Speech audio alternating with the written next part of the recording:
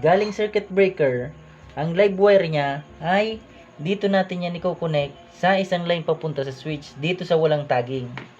Ito ay i-splice natin. At ang return naman ng switch number 1 ay itong may tagging na isa. Ito ay i-connect natin dito sa isang line ng receptacle. Yan yan nakakonect sa inner part.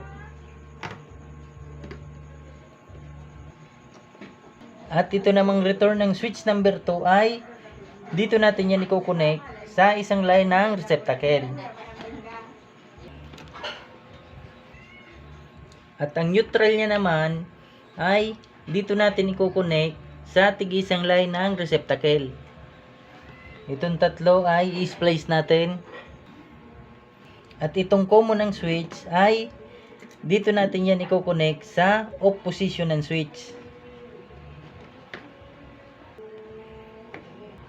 At itong return ng switch number 1 ay dito natin yan i-connect sa on position ng switch.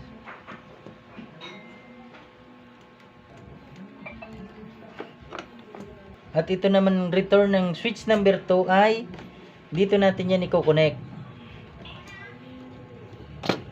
At para masupplyan natin itong switch number 2 ay magja-jumper tayo galing dito sa common papunta dito sa isang switch. Para masupplyan natin itong isang switch ay nag-jumper tayo. Lagyan na natin to ng tape at ipasok na natin ang switch. Lagyan na natin ang bulb. I-on natin ang circuit breaker. Dapat kapag in-on ko tong switch number 1 ay iilaw to.